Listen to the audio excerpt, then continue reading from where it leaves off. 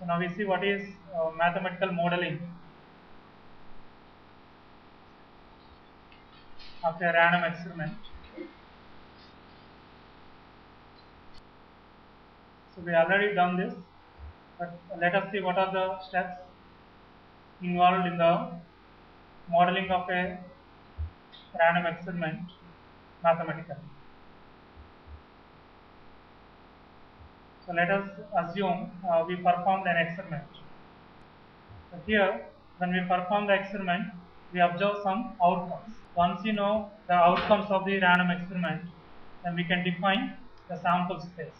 The set of possible outcomes of the random experiment is called as a sample space. Therefore, the first step involved in the mathematical modeling of a random experiment is to define the sample space based on the set of outcomes. So perform the experiment and we have some outcomes, some S1, S2 and so on, Sn. So all these are the outcomes of the random experiment. So once you know the outcomes of this particular random experiment, actually we are not interested in the actual outcomes. Here the number is important. The number of maximum possible outcomes of the particular random experiment is defined as the sample space. So once you define the sample space which contain the elements S1, S2 and Sn. How many events that we can define on the sample space? So we can define 2 for n number of events. The first step is defining the sample space, and then the second step is define the events. That is, find the subset of these sample space so that that particular event satisfies some rule or some constraint is there. So based on certain constraint, we can define the events on the sample space. So the number of events depends on the total number of outcomes that present in the set S. So the second step is define the events on the sample space of the particular random experiment. So once we have the events, we can find the probability of occurrence of those events. Obtain the probability of occurrence of these events. Then the next step is verify whether the axioms of the probability are satisfied or not. We already know the axioms of the probability. Once you obtain the probability of occurrence of these events, definitely the probability, which is a number, must satisfy the axioms. So these are the 3 steps that are involved in the design, there is a modeling of a random experiment mathematically. We have done it so far, but actually we don't know that particular procedure is called as mathematical model. Take for example the coin tossing experiment. So we tossed the coin twice, and what are the outcomes? HH, HT, TH and TT. Therefore we know the set of outcomes, so therefore we can define the sample space. Then you specify an event.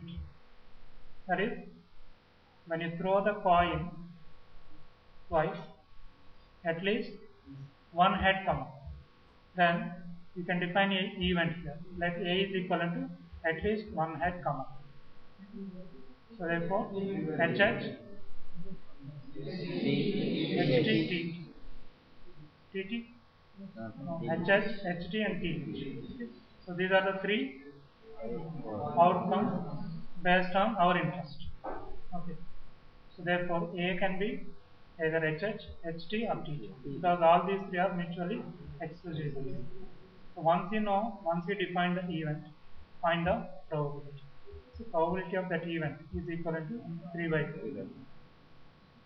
Now, it is very clear that probability of the particular event A is greater than or equivalent to 0. And the first axiom is that. And what is the second axiom? Probability of S equivalent to 1 because all the events are equally likely. So therefore, probability of HH is equivalent to probability of HT, that is equivalent to probability of TH, that is equivalent to probability of TT, which is equivalent to 1 by 4. So if you add up all these probabilities, that is equivalent to 1. So third axiom is also satisfied. Yeah, second axiom. Probability of S equivalent to 1. And the third axiom is mutual exclusion, not intersection, unity. Because all these events are mutually exclusive. The probability of HH or TH is equivalent of probability of HH plus probability of HT. So 1 by 4 plus 1 by 4, which is equivalent to 1 by 4. So the three axioms are satisfied by the probability that we calculate. So this is the way of modeling. It is a simple example. So we can perform some random experiment, then we can mathematically model that particular random. What is the need for mathematically modeling that random experiment? What is the purpose of modeling the random experiment mathematically? Because we are using a mathematical tool. That mathematical tool itself is the probability field. Probability is the mathematical tool to analyze or to model probabilistically a random experiment, a real random experiment. Actually, we can perform this experiment practically. Point tossing experiment, dice experiment, in the communication system that we considered in the previous slide. All these are the practical examples. These experiments can be performed and we observe some outputs. And based on these outputs, we can define the events. We can find the probabilities of those events. And these probabilities may not be simple elementary probabilities. Okay? We can define joint probabilities and we can define the conditional probabilities also. That is, if you know the conditional probability and the joint probability, you can find elementary probability. If you know elementary probability and conditional probability, you can find joint probability. Similarly, the third one can also be obtained from the remaining two. So here,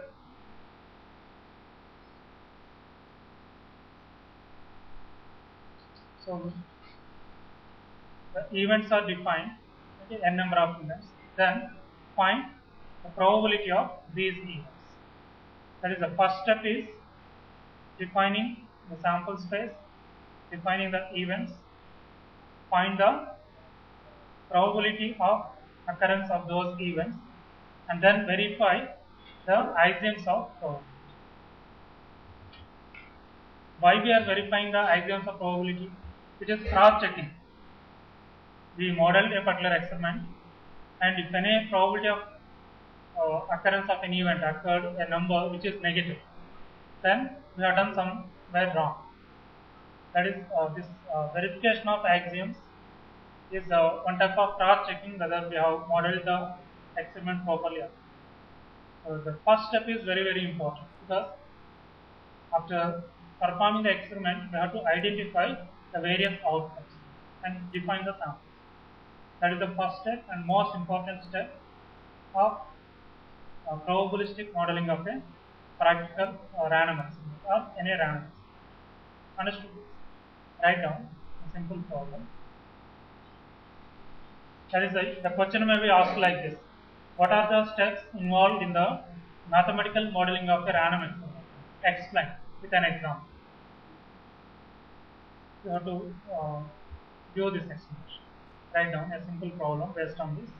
In an experiment of throwing two dice, sum of numbers, sum of SUM, sum of numbers on the two dice, sum of numbers on the two dice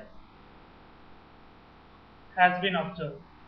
So model this experiment mathematically. So two dice are thrown and you will have 36 possible outcomes. But what is our observation? We are observing the sum of the numbers on the two dice. First, you model the. What is the first step? First step is sample space S. We already know that we have 36 possible outcomes. Then write down all those outcomes. That is 1 on the first, 1 on the second, 1 on the first, 2 on the second, like that. Total 36 outcomes. And event is also specified here. What is the event? Observing the sum of the numbers. That is, you can, in the second step, you can define the event. You can write AS as the event, or simply A. The event is sum is equivalent to some number. So what is the n value? N can take 6. N is not 6. Who said n is 6? N takes any value between 2 and 4, including 2 and 4. 2, 3, 4, up to 4. You do one thing, write it as the event as an. When sum equivalent to n, the event is an. So what will be the a2? A2 is equivalent to sum equivalent to 2. So sum equivalent to 2 can occur in only one way. So therefore the probability of a2 is equivalent to 1 by 36. Similarly, probability of a3. A3 means sum 3. 2 by 36. To find all the probability of A12. A12 is again 1 by 36. Now, if you observe all these probabilities, the first axiom is satisfied. Okay, all are positive. Probability of an is greater than or equivalent to 0. And the probability of f. If you add up all these probabilities, you will get 1. Okay, the second axiom is satisfied. And if you observe this, these are mutually exclusive. If the sum is 2, the remaining will not occur. If the sum is 3, remaining will not occur. Sum is 12, remaining will not occur. So all these are mutually exclusive. Therefore, the probability of A1 union, A2 union, so on, A12 is equivalent to probability of A1 plus probability of A2, so on. So that condition is also satisfied. That is the third axiom. Therefore, we can say that all the 3 axioms are satisfied, and we followed the 3 steps.